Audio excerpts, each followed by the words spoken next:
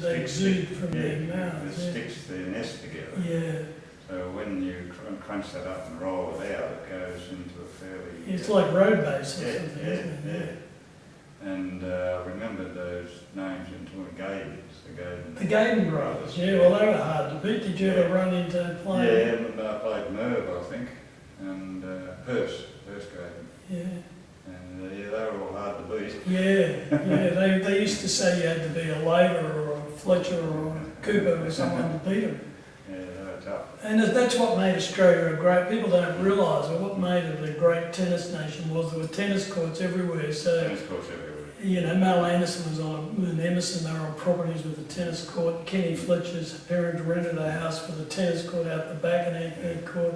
And these blokes would have been brought up with tennis courts, all the small towns. And so it was very difficult to go into these towns. I remember going up to Kingaroy once and losing love and love to some bloke and whacking a few balls into their club shed.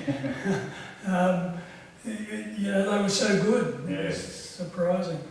Yeah, well, most of those courts, every property out west had a court. Most of them are gone now. But, yeah, that's right. I played, and all the boys of my era would have played in pretty much every country town in Australia. And it helped Australians too, Ken said, to turn up, you know, to turn up and play on the clay, as you know, because you didn't win the French. Yeah. It was difficult. Yeah. And, you know, Labor managed to do it, although in his first Grand Slam, Mulligan had game, set, match and Grand Slam point against him. Yes. And so it was hard to win, but Ken said that being brought up on ant bed was a help when you arrived there. It wasn't the same, but it was a help. Yeah, it was a help. The ant bed was a bit quicker than the clay. And the clay I learned later in life, you had to hit the ball higher over the net with more topspin.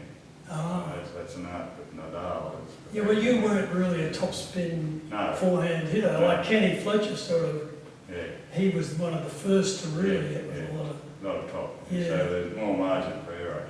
Yeah. Yeah, well, Ken told me the first thing you got to do is get over the net, the next thing you got to do is get the land in, so... Yeah, the topspin did that. Yeah, but also you can hit it quicker flat, though. That's You mix it up. Yeah. I just hit flat all the time, so eventually you make a mistake. And the thing about Milton, of course, was that it was famous around the world. Would you say that, having toured the world, as like the Gabba was famous for cricket? Yeah. Brisbane had two things that were world famous, the Gabba and Milton. And so it was a bit of a pity that we lost Milton. And Ken said that it was he was from Brisbane, but he said it was a lovely, it was the only centre court in the world with all timber stands around it, which became a problem when you had to keep them painted. I think you were out there painting them. Well, nailing them down. Yeah, that's the funny thing about tennis in Brisbane. You know, you have Ashley Cooper out of Milton nailing trying to keep the stand going. And the first time I ever played tennis, I wasn't a tennis player, but Ken gave me a racket. And when I was too old for cricket or football, I took up tennis and joined the University of Queensland club. And they put me in a B1 team, and after grading, and I was told I was playing at the Grange, and I went out there, and there were two or three courts, and it had been raining, and I thought with a bit of luck it'd be too wet, but the owner came out and started up the motor on his roller and bagging the court, marking the court in the sun for us, and I thought, that's Mel Anderson, the US Open champion. One night I turned up at the Toowong Cinema, and the bloke who took the tickets was Cole Hoy, the Test cricket umpire. You know, so people didn't have the money or make the money that they make now. And do you think what I think, that the tennis players now are not, people say they're 100 times better, and you know, Jimmy Shepherd says, I can't wait for 30 years time when people say Nadal and Federer were no good.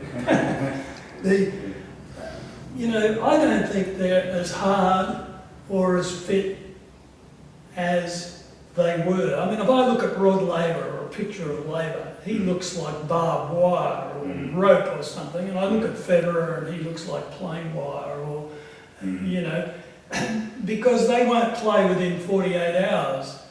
singles, and they don't play the doubles. And even if they did play the doubles, it's not, and there's no advantage sets. And you sit down. I went to the Federation Cup the other day, and they played. It was 5-4, and they played a point, and Stozer won. It was 6. So 5-4, they sat down, and then they played a game. Stozer won. They said 6-4, so they sat down again. They both went to the toilet. And then they came back, and then they played a game. They went over and had a drink. But I remember at Grand Slam tournaments, the umpire would say at the start, "Play shall be continuous," right? Yeah. And Frank Sedgman told me once he was playing in tremendous heat, and he sat on the umpire's steps. The umpire said, "Get up! You're not allowed to sit down." And Kenny Fletcher said he went over once in the Philippines on the equator and leaned on the wall, and the umpire told him to stop leaning on the wall. So how do you feel about that? Well, there's a lot of truth in that. There were no chairs to sit down. And no, they didn't have chairs on the side. No. And play was continuous, and that was it. And subsequently you played a 5-set match, you finish in 2 hours, 2 hours 15 minutes. That's right, now it takes 5 hours. It was continuous. Didn't rest. And you also played the doubles. Everyone had to play the doubles, and mixed. For example, Labour won the Wimbledon mixed twice, and Frank Sedgman won the Wimbledon mixed.